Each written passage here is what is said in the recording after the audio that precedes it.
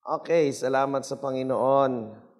At tayo ay nagkasama-samang muli. Ano? Pakibati yung katabi, no?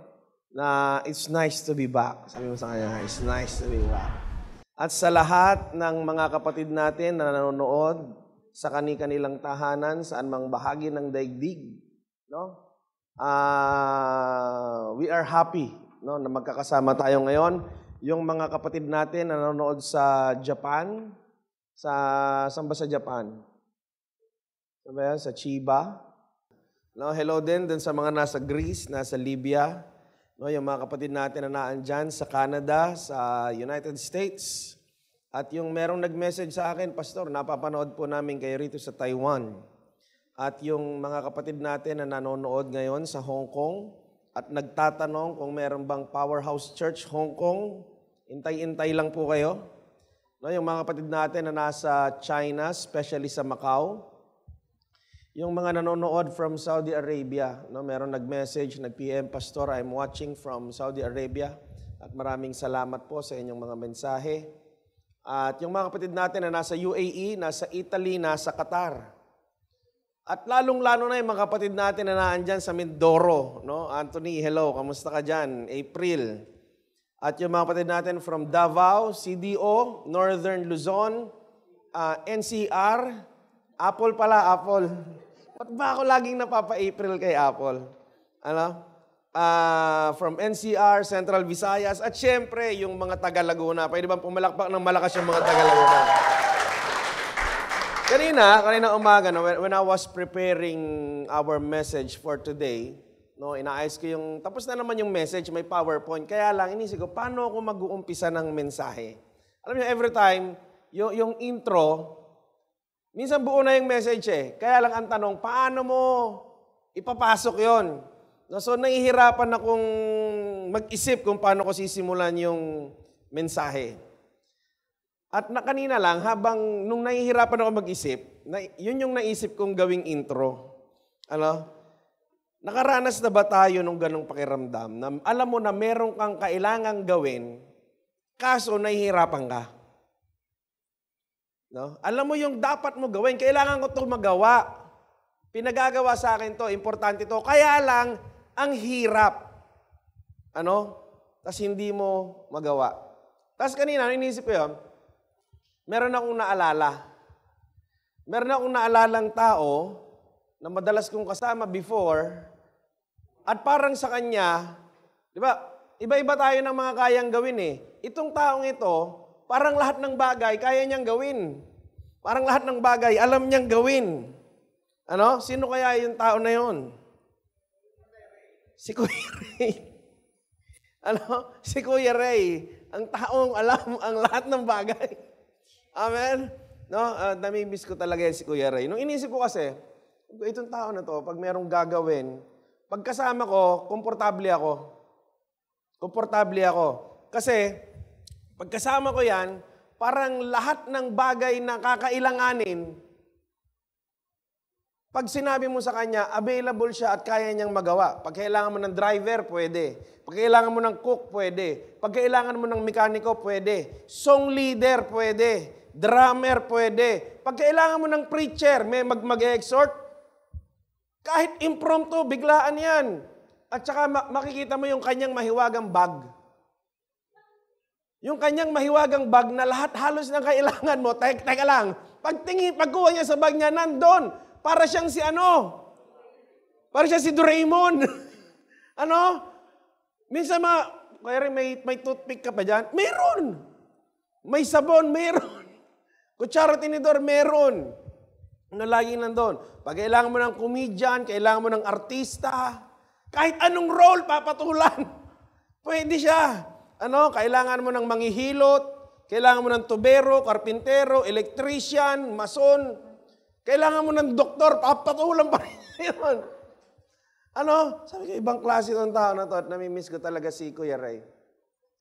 No, si Kuya Ray, isa yan sa talagang mga hindi ako iniwan. Tinulungan talaga ako niyan. No? Kaya parang katulad, sabi ko, yan palang mahirap na bagay, nagiging mahirap, depende sa taong nakatingin. ang hirap ng isang gawain ay depende sa taong nakatingin. Amen? So, kung maano kayo, yan si Kuya Ray. Yan si Kuya Ray. Baka akala nyo yung nasa kabila ko, si Eli po yun. Kapatid ko, no? At alam nyo, katulad ng sinasabi ko kanina, God has given us a great task. No? The task of winning people to the Lord. The task of the Great Commission. Amen? And this is a task that is given to every believer and disciple of the Lord Jesus Christ. Kung ikaw ay nananampalataya kay Jesus, no? Kung si Jesus ay iyong Panginoon, ito ay atas o trabaho o gawain na ibinigay sa iyo ng Panginoon.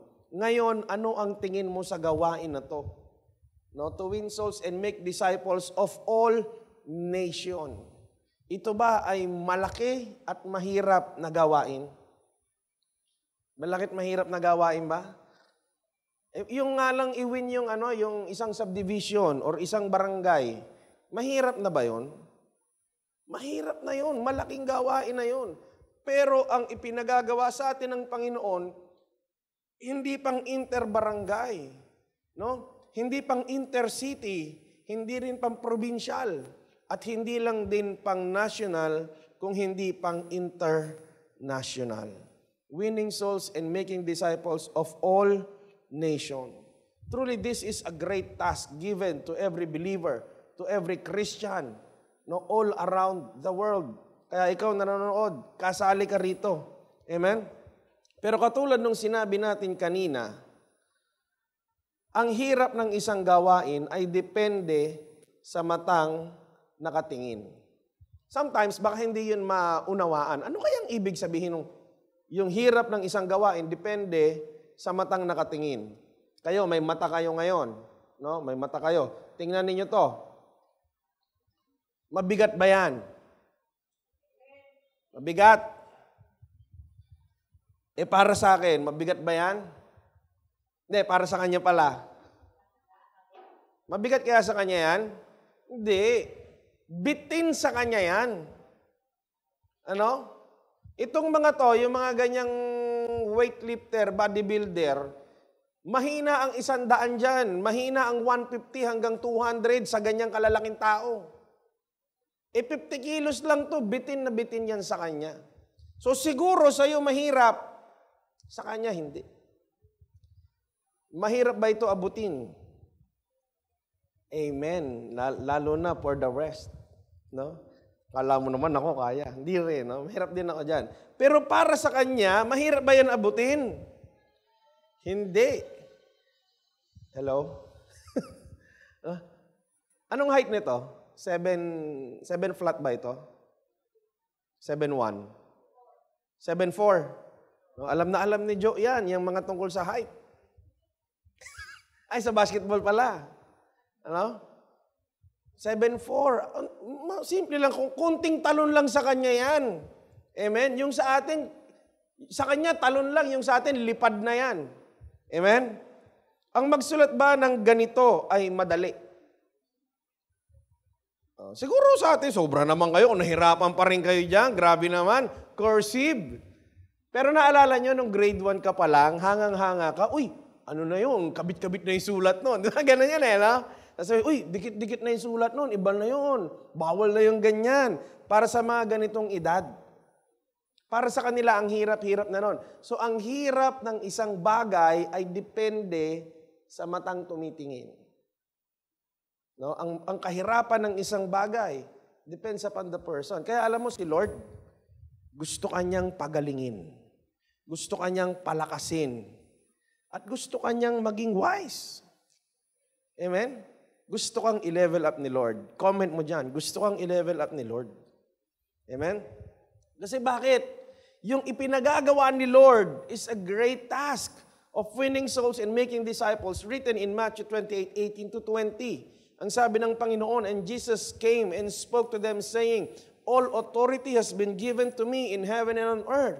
Go therefore and make disciples of all nations, baptizing them in the name of the Father, and of the Son, and of the Holy Spirit, teaching them to observe or to obey everything I have commanded you, and lo, I am with you always, even to the end of the age.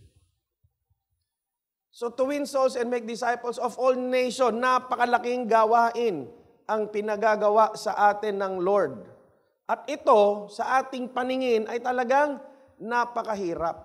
Kaya ang sabi ng Panginoon, sasamahan ko kayo. Bakit? For God, nothing is impossible. Amen? Ang pangako ng Diyos, sa paggawa natin, sa gawain ito, sasamahan niya tayo. Amen? Gusto mo ba ng pagsama ng Diyos sa iyong buhay? Ang tanong, ipinagagawa mo ba itong kanyang ipinagagawa? Ginagawa mo ba? Ginagawa ba natin ito? Kasi ang pangako niya, yung pagsama niya, and lo, I am with you always, even to the end of the age. Ito ay pangako dito sa gawain na ito of winning souls and making disciples of all nations. Kaya kung gusto natin ang pagsama ng Panginoon, kailangan talaga tayo ay soul winner, tayo ay disciple maker. Amen? Gusto mo ng pagsama ng Panginoon, gusto mo ng pagkilos ng Panginoon sa buhay mo, puro ka ML. Kamusta ang soul winning and discipleship life? Amen? Sabi mo sa katabi mo, kamusta?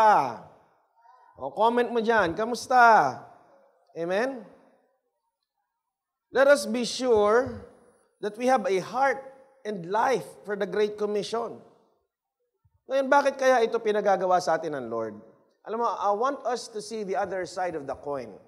Amen? Kasi every time we talk about the Great Commission, ang lagi nating nakikita is yung winning souls, yung pag-harvest ng kaluluwa. Pero alam nyo, meron akong nakitang other side. Sabi natin, other side.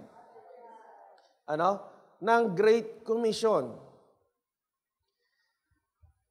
Kapag ikaw ay nag-involve sa Great Commission, ipinagagamit mo ang buhay mo sa Panginoon. Tama po ba? Amen?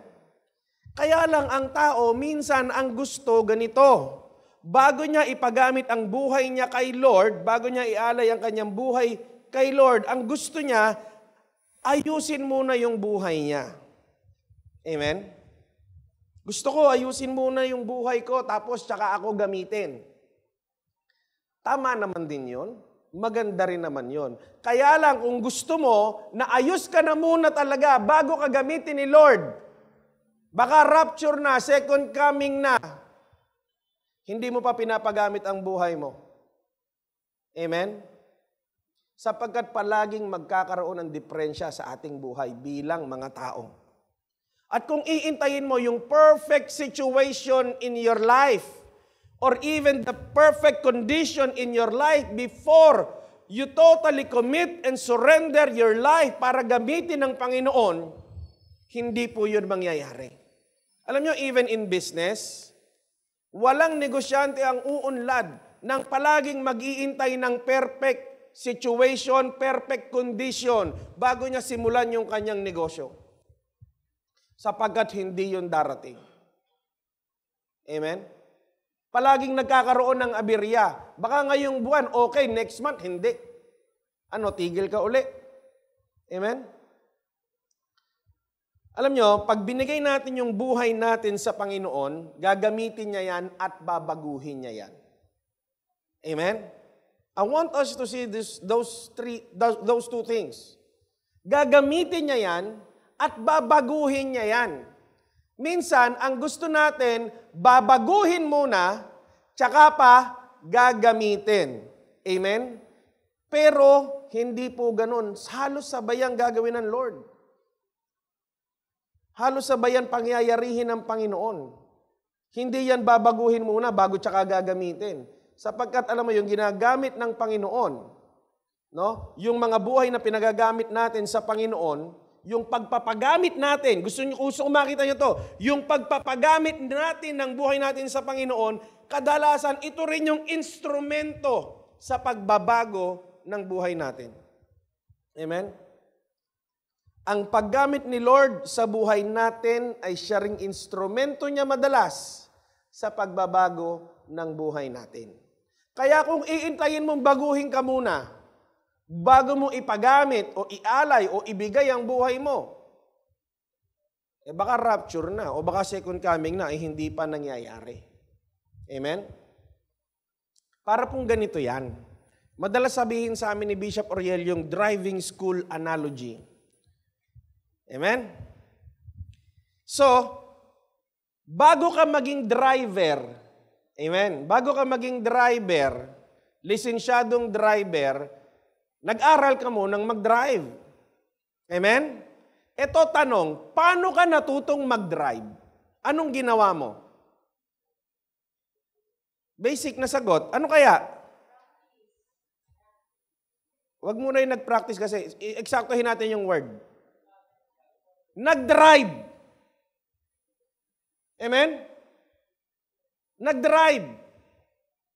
Pwedeng nagbasa ka about driving, pero matututo ka ba talaga ng pagdadrive pag binasa mo lang ang about driving? Hindi. Kailangan mong sumakay doon sa sasakyan, sa kotse, or kung ano man yung idadrive mo, kailangan nandun ka sa likod ng manibela. Amen? Hindi ka matututo mag-drive, hindi ka magiging lisensyadong driver unless you drive first. Amen? Nakukuha niyo ba yung gusto ko sabihin? Na minsan gusto mo maging qualified ka muna para gamitin ni Lord.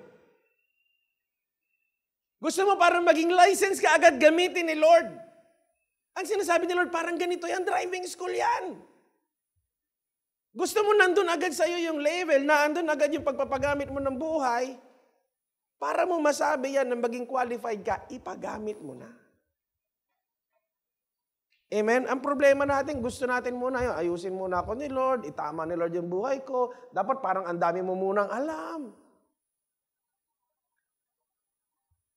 That calling of the Lord sa buhay natin to participate and to engage in the Great Commission, yan din mismong trabaho na yan ang gagamitin ng Diyos para baguhin ikaw, para baguhin ako.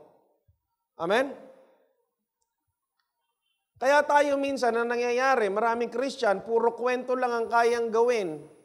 Puro salita lang ang kayang bitawan, pero makikita mo sa actions ng buhay at sa results ng buhay, hindi nangyayari. Why? Puro basa, puro pakinig, walang action. Puro aral. Alam mo, minsan po, sa totoo lang, minsan ang Kristiyano sobra na sa aral. Ang dami ng aral. Hindi ko sinasabing wag na mag-aral. Ha? Alam nyo, ako, palagi akong nagpupush ng ating pag-aaral. Kaya lang, pag puro tayo aral, walang gawa, walang kwenta. Amen? Alam mo yun, yung ang dami mo lang alam, pero wala kang ginagawa. Sayang yun. Amen? Kaya, sabi mo sa katabi mo, ipagamit mo na buhay mo kay Lord.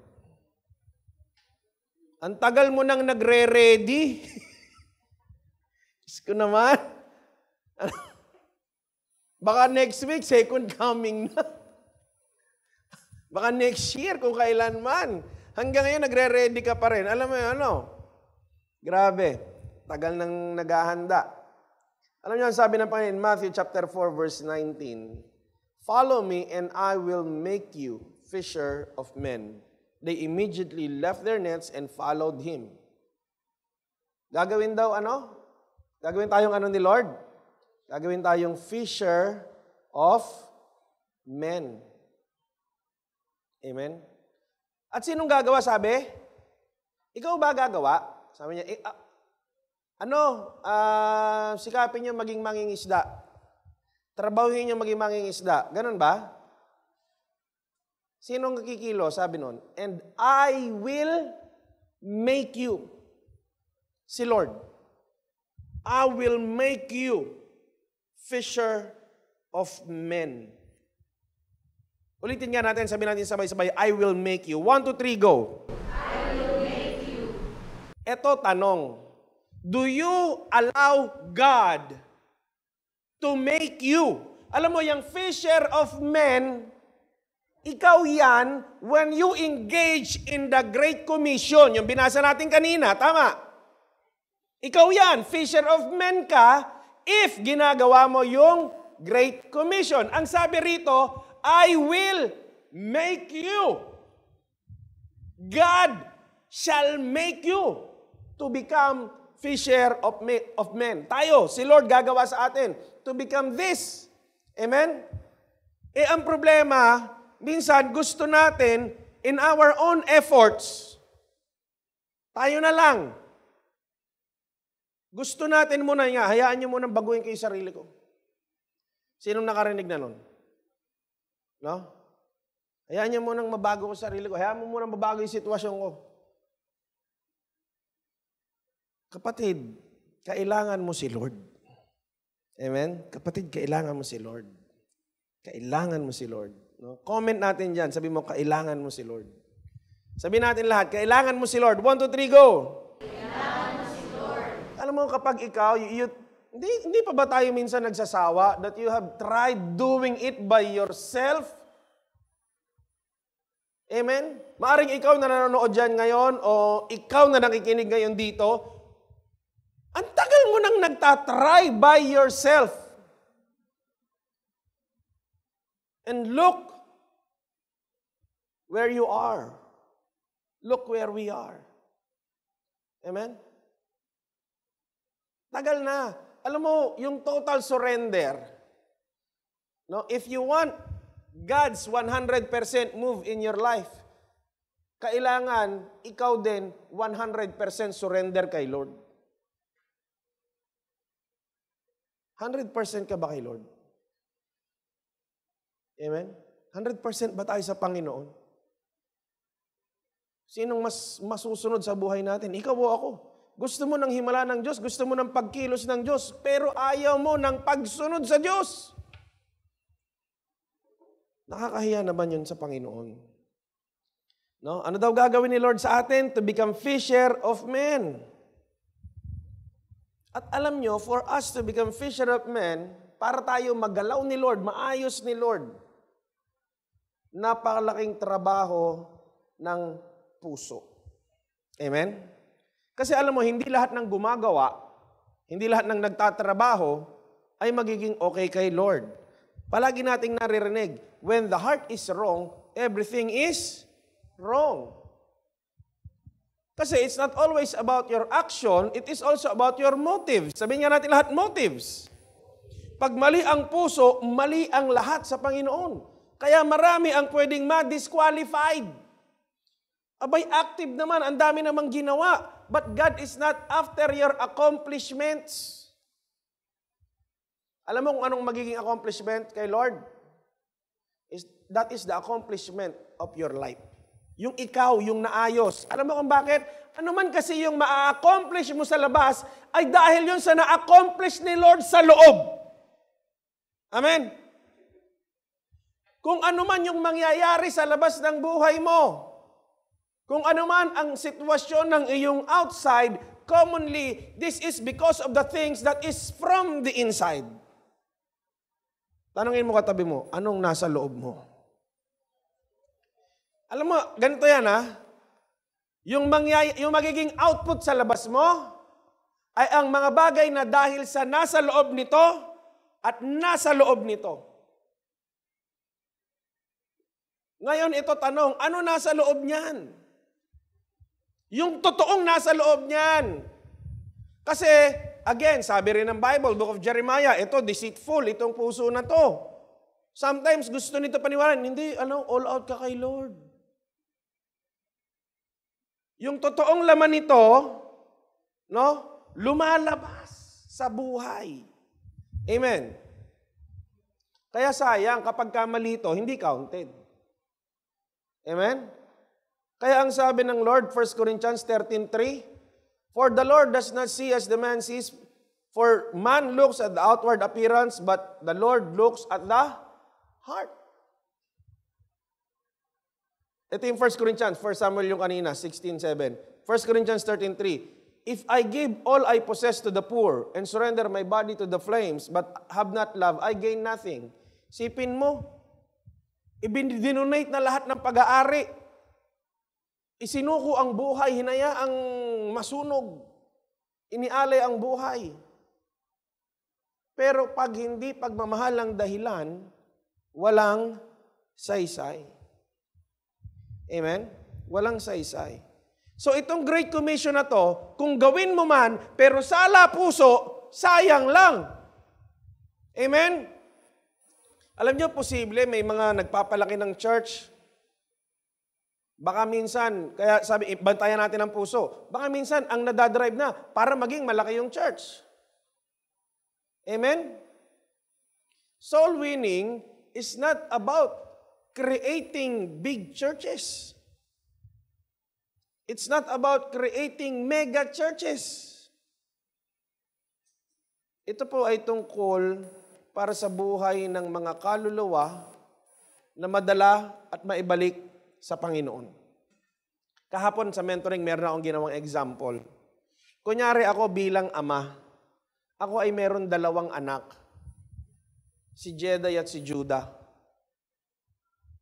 Halimbawa, pareha silang nawala. At nalaman ni Jeday ang daan pabalik sa akin. Pero alam niya kung nasaan si Judah at may tsansa siya na sabihin na andun si tatay, alam ko kung paano makakabalik sa kanya. Pero ang ginawa niya, mag-isa lang siyang umuwi at pinabayaan niya ang kanyang kapatid.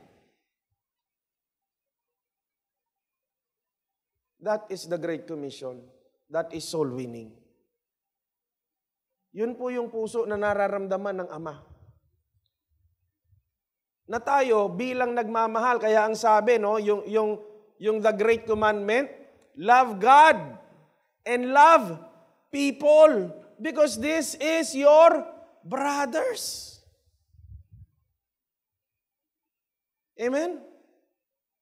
Kaya it's all about love. Nagwiwin naman tayo ng kaluluwa sa Panginoon, hindi para masabing lumaki yung Powerhouse Church. Kaya tayo nagwiwin sa Panginoon, mahal natin yung ating kapatid at mahal siya ng Ama at mahal tayo ng Ama. At sana, kaya sabi ng Bible, ang gustong mangyari ng Panginoon is for none should perish. Walang mawala. Kamusta puso natin? Ito kaya ang tunay na laman ng ating puso. Alam mo, kunyari ako, yan, si Eli, kapatid ko. Gugustuhin ko bang maligtas to, makabalik kami dun sa bahay namin, sa aming tatay?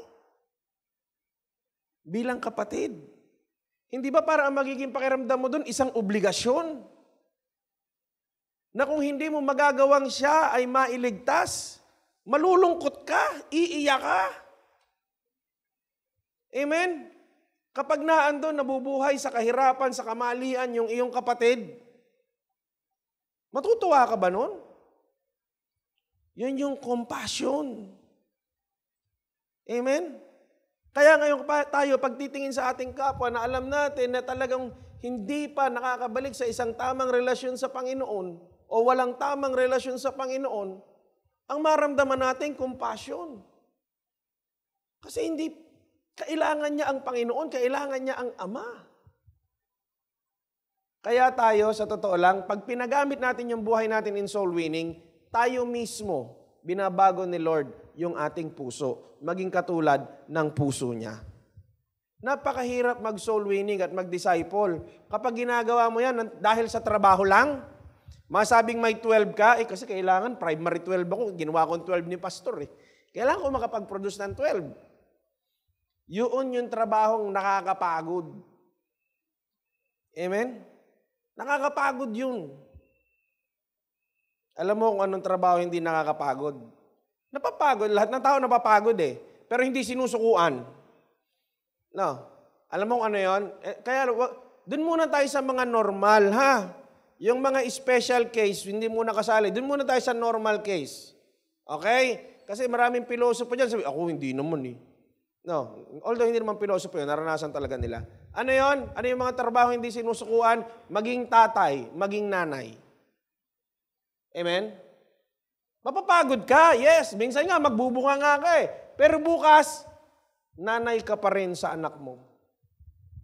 Tatay ka pa rin sa anak mo. Alam mo kung bakit?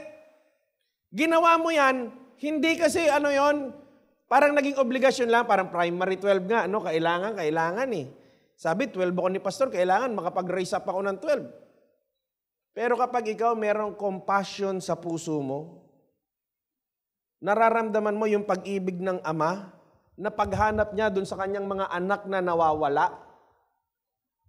Alam mo, hindi ka makukontento nga talaga sa 12. Ito, mahal to ng tatay namin. Ito, mahal to ng tatay namin. Ito, mahal to ng tatay namin. Kailangang makabalik. Amen? Huwag nawa ito maging parang numbers game na lang. It is a matter of the heart. Alam mo, kapag kasala sa puso, para kang nagbabasketball, shoot ka ng shoot, pero dun sa kabilang ring, hindi counted. Amen? Gusto mo maging counted ang mga ginagawa mo para sa Panginoon? Yung pagdadrums mo, pagkanta mo, pagmimidya mo, no? Dapat tama ang puso.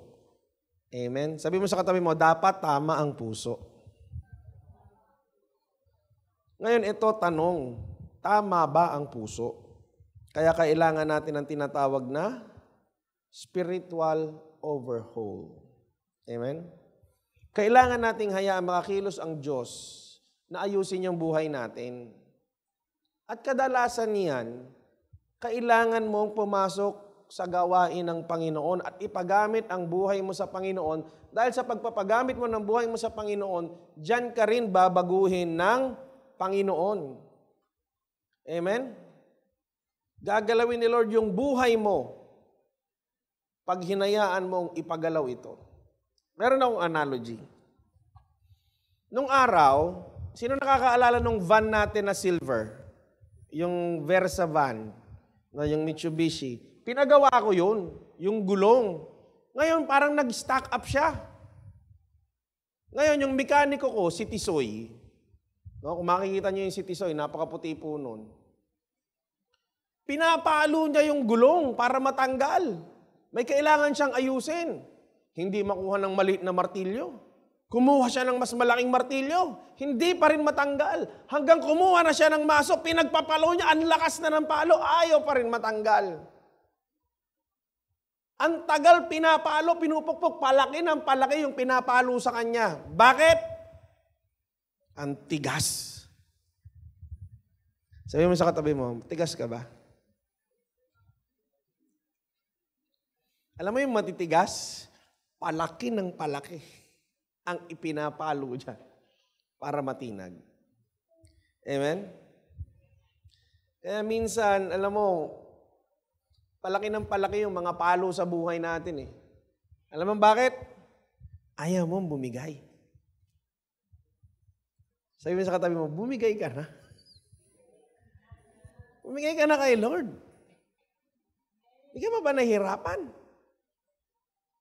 Ayaw mo pang ibigay lahat. Kailangan nating ibigay ang lahat sa Panginoon. Sabi nga ng kanta ni Pastor Benny, ibigay ang lahat. Amen? For God, na talagang makakilos sa buhay natin, kailangan po nating ibigay ang lahat. Kasi kung hindi, palaki ng palaki, palakas ng palakas ang palo. Gusto mo pa ba yun? Amen? Kaya minsan, sino sasabihin ng iba, durug na ako. Ay, durug ka na talaga. Sa laki ng mga pinalo sa'yo eh. Yung iba nga, durug na, ayaw pa bumigay. Dapa na, ayaw pa bumigay. How do we do this spiritual overhaul? Ephesians chapter 3, verses 16 to 21. And I'm reading from the New Living Translation. I pray that from His glorious unlimited resources, He will give you mighty inner strength through the Holy Spirit. Paano daw nagkakaroon ng inner strength? Through the Holy Spirit. And I pray that Christ will be more and more at home in your hearts as you trust in Him. Ano daw feeling ni Lord in your heart? Binasa niyo ba? Basahin niyo. And I pray that Christ will be more and more at home. At home. At home ba si Lord sa puso mo? Kailan ka magkakaroon ng feeling at home? Alam mo ang isang tao, kailan siya feeling at home? Kapag hindi siya neglected. Amen? Tanungin mo yung katabi mo, at home ba si Lord sa puso mo? Sabi rito, may your roots go down deep into the soil of God's marvelous love, and may you have the power to understand, as all God's people should, how wide, how long, and how high, and how deep is His love really is. May you experience the love of Christ. Though it is so great you will never fully understand it, then you will be filled with the fullness of life and power that comes from God. Now glory be to God by His mighty power at work within us. He is able to accomplish infinitely more than we would ever dare to ask or hope. May He be given glory in the church and in Christ Jesus forever and ever, through endless ages. Amen. Mula rito sa ating binasa, nakita ko that we need to acknowledge God's great power. Amen? Sabi dito, verse 16, I pray that from His glorious unlimited resource, He will give you, God will give you, mighty inner strength through His Holy Spirit. It is by His power. Kaya yung aking life verse, yung aking favorite verse, Zechariah chapter 4 verse 6, that it is not by might, it is not by power, but it is by the Spirit of God. Amen? It is by the Spirit of God. Sometimes we do not acknowledge God's great power. Sometimes we trust more in our own power, in our own intelligence, in our own capabilities. Alam mo, minsan kaya mas gusto mo diskarte mo, mas believe ka sa sarili mo kaysa sa Panginoon. Amen? Kaya minsan yung gusto mong hanapin yung diskarte mo kahit merong sinasabi si Lord na gawin mo. Bakit? Mas believe ka sa sarili mo kaysa sa Panginoon. You cannot acknowledge or you do not acknowledge God's great power. Amen? Sino rito nakaranas mangopya sa exam? Sino? Tatalino nitong mga to, ha? No? Okay, ito tanong, kanino ka nangopya? Ito, bobo to. Dito tayo. Huh? Bagsak to, lahat ng exam, tabi tayo sa kanya. Doon ka ba kukopya? Common sense, doon ka sumasandal sa pinaniniwalaan mo. Hindi doon sa magsasablay sa'yo. Amen? Doon ka bumibilib, doon ka naniniwala. Doon ka sumusunod. Kung alam mong palpak yun, kung alam mong mahina yun. Amen? Eto tanong, ba't hindi mo magawang sumunod sa Diyos? Kung naniniwala ka na siya ang magaling, na siya ang mas nakakaalam, na siya ang may kapasidad magbago ng buhay mo, ba't hindi mo kayang magsuko? Isa lang ibig sabihin ng kapatid, hindi ka talaga lubos na naniniwala. You do not acknowledge God's great power. Amen? Kung isang araw, dumating si Manny Pacquiao sa buhay mo, halika rito, tutulungan kita sa buhay mo, akong bahala sa'yo, makinig ka lang sa lahat ng sasabihin ko. Maniniwala ka? Maniniwala ka? Siguro maraming tao maniniwala, believe dun eh. Alam, bilyonaryo yun. Marami talaga magagawa sa buhay kayo. Kaya pag sinabi niya, halika, sama ka sa akin, sama ka, o ito gawin mo, gagawin mo. Kasi bakit? Andun yung believe mo eh. Alam niyo mga kapatid, ganun kasimple sa Panginoon. Ganun kasimple. Tanongin mo yung katabi mo, ikaw, believe ka ba? Lakasan mo sa mo, ikaw, believe ka ba? Believe ka sa Panginoon? Do you acknowledge God's great power? That He is able to do the impossible things in your life? Na minsan, nakikita mo na wala ka na halos kapag-pag-asa sa paligid mo, but God is able. Number 2, allow God's great move. Amen? Okay, maraming tao, sige, naniniwala. Naniniwala ako, God can do great things in my life. Naniniwala, makapangyarihan. Kaya lang ganito, hindi naman inaalaw si Lord makakilos. Paano nangyari yon? In 17, verse 17, and I pray that Christ will be more and more at home in your hearts as you trust in Him. May your roots go down deep into the soil of God's marvelous love. Amen? Sinasabi rito, si Lord maging at home sa ating puso. Sabi ko nga kanina, para ka maging at home, kailangan hindi ka neglected. Amen? Naalala ko si Charmaine tuwing magso-song lead. Sinasabi niya lagi, God is always present, but He is not always welcome. Amen? Imagine your heart is your house. Amen? Ito tanong, pinapansin mo ba si Lord sa bahay mo? Ano ang role ni Lord sa bahay mo? Ano ang role ni Lord sa puso mo? Amen? Anong role ng Diyos? Amen? Si Lord ba provider? Bakit siya provider? Bakit siya provider? Kasi siya ay Father. Amen? Kaya kanya pinoprovide kasi Father mo siya. Amen? Meron ba kayong alam na iba provider din pero hindi Father? Ako meron alam. Ang tawag naman doon, Sugar Daddy. Amen? Alam mo si Lord, bago provider sa buhay mo, Father muna siya. Nakakalungkot kapag ang Diyos gusto mo, provider lang, pero hindi Father. Amen? Si Jedi at si Judah, kapag minsan merong gustong ipilit sa bahay, ganito lang kasimple sasabihin ko. Sino bang dapat masunod dito?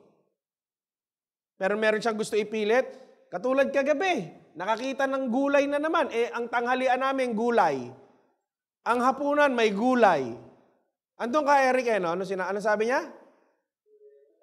Bakit gulay na naman?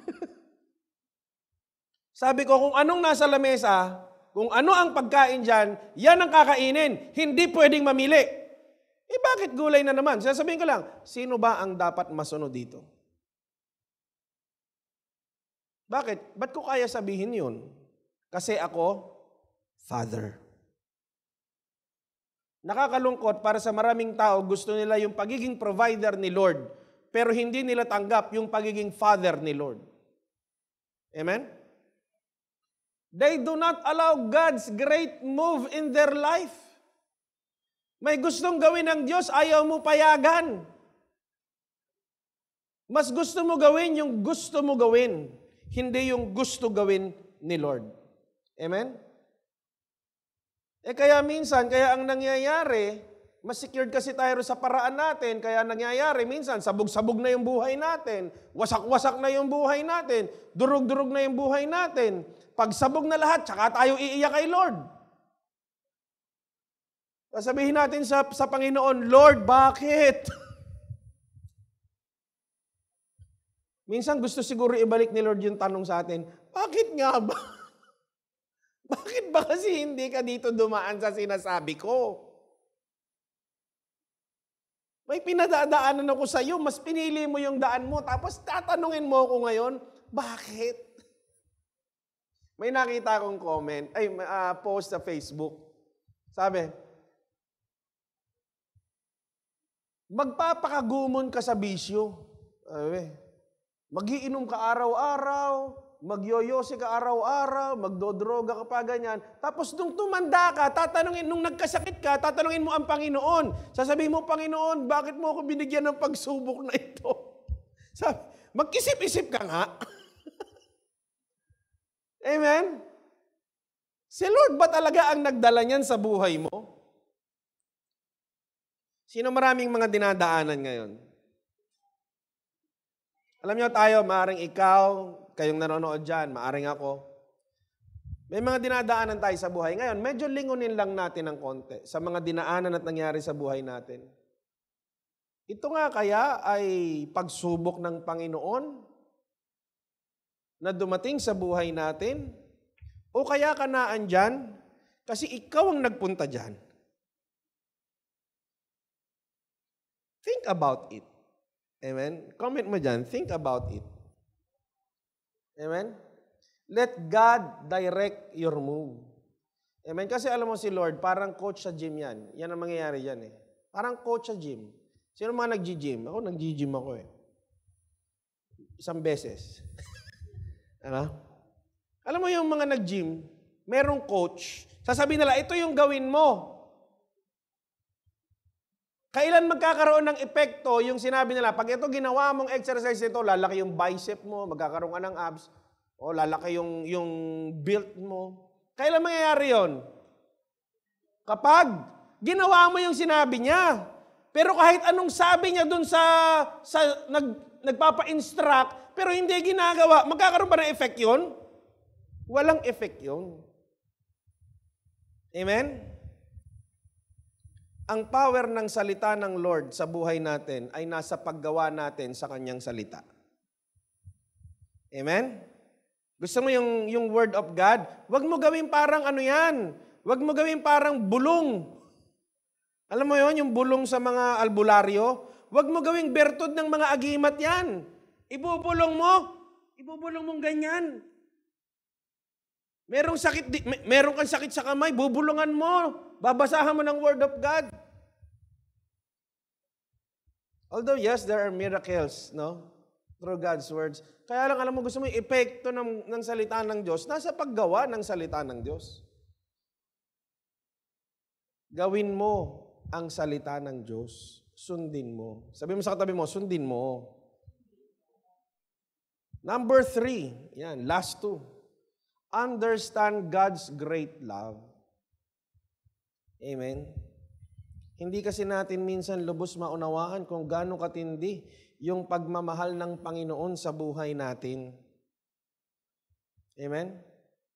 At alam mo kung kailan mo maiintindihan lalo ang pag-ibig ng Diyos. Naalala niyo yung sabi ko kanina?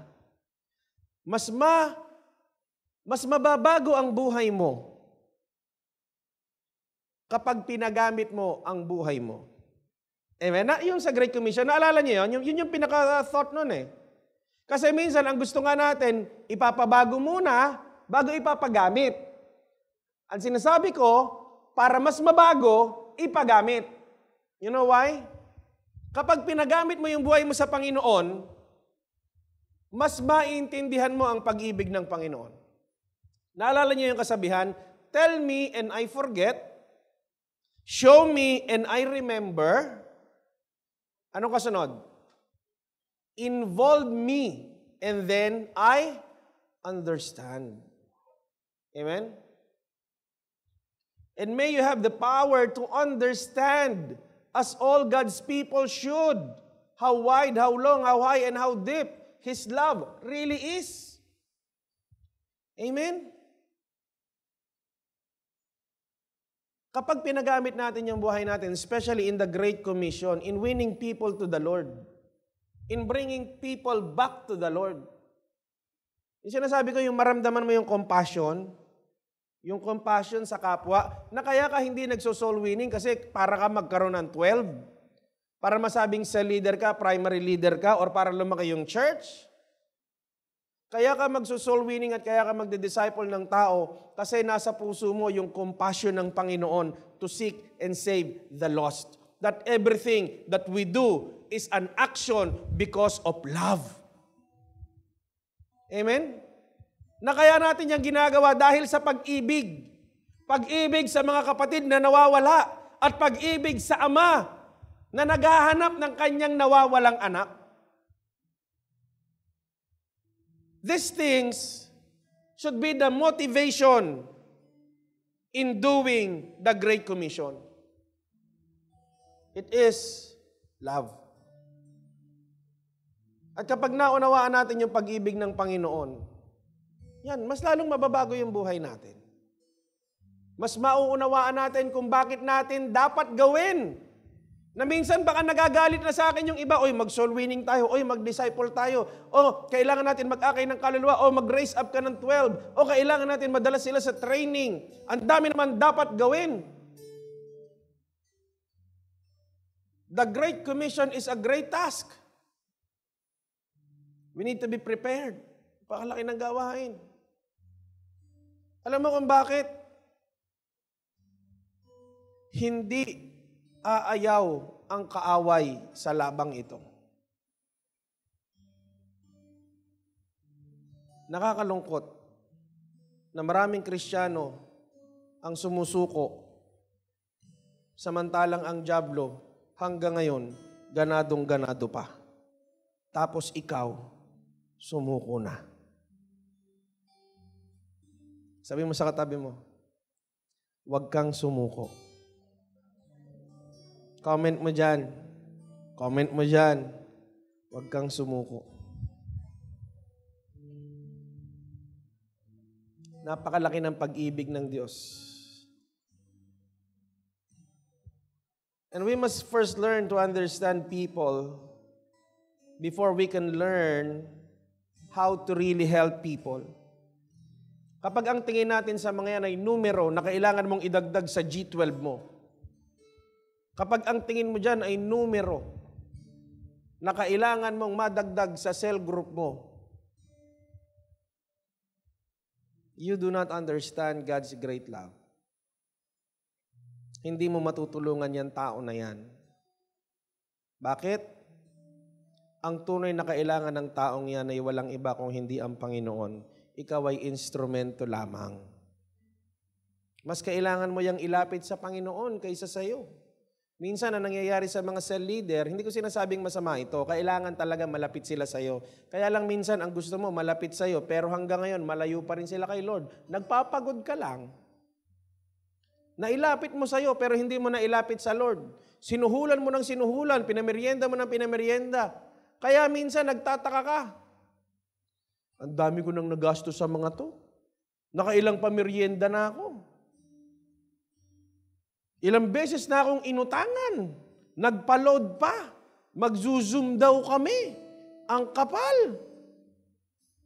Niloadan ko. Pagdating nung pinapalo up ko sa text, uy, zoom na natin. Scene mode.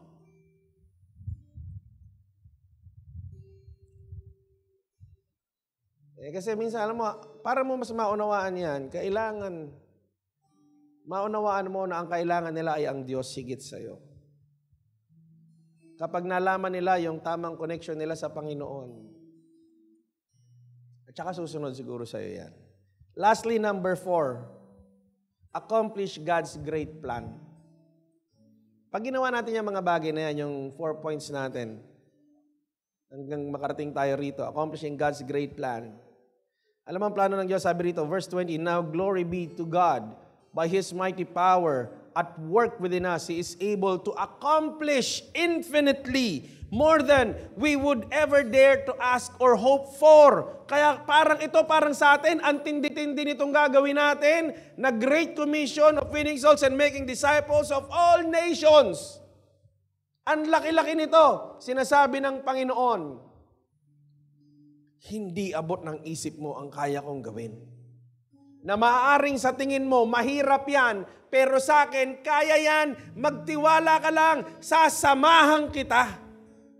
Ipagamit mo yung buhay mo sa Panginoon, kapatid.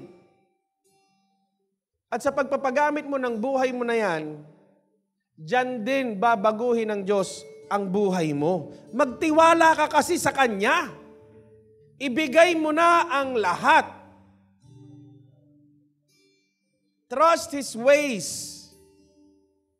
Understand His love. Because God is able to accomplish infinitely more than you can dare to ask. Ano na ba yung mga hiningi mo sa Panginoon? May problema ka ba, kapatid? Na hiningi mo sa Panginoon? Na ang tingin mo kay laki-laki at kay hirap-hirap? Sa'yo mukhang mahirap yan. Katulad ng sinabi natin kanina, ang hirap ng isang bagay o ng isang gawain depende sa matang nakatingin. Sa mga mata mo, napakahirap ng sitwasyon mo. Pero sa mata ng Panginoon, ang sinasabi niya, tiwala mo lang at pagsunod ang kailangan ko at kaya kong tapusin yan, i-accomplish yan sa buhay mo in more than the ways you can ask or hope for. Amen? So do not lose the mission of the Great Commission. Amen? Sabi mo sa katabi din mo, Great Commission tayo, kapatid. Winning souls and making disciples. Dito rin babaguhin ng Diyos ang buhay natin. Amen? Pwedeng palakpakan natin ang Panginoon. Let us pray. Heavenly Father, maraming salamat po sa inyong mga salita. Na Lord God, ang gawaing ito ng winning souls and making disciples ay hindi lamang po, O Diyos, ay instrumento mo na pag-aakay ng mga tao. Ito rin ay instrumento mo para sa pagbabago ng mga tao. Para po sa pagbabago namin. Kaya Lord, tulungan mo po kaming lahat. 10 ng aking mga kapatid na naririto, maging sa mga nanonood sa kanilang tahanan, trabaho, saan mang lugar sila naroroon. Tulungan mo kami, Lord God, to engage in the Great Commission. We pray, O God, for our hearts. Give us the right heart, O Lord God. A heart like is of our Lord Jesus Christ. A compassionate heart. That, Lord, lahat po ng gagawin namin ay dahil mahal ka namin at mahal namin ang aming kapwa. All praises and glory belongs to you, Jesus. This is what we pray in your name. Amen and amen. God bless you, everyone. Mabuhay po ang Pilipinas.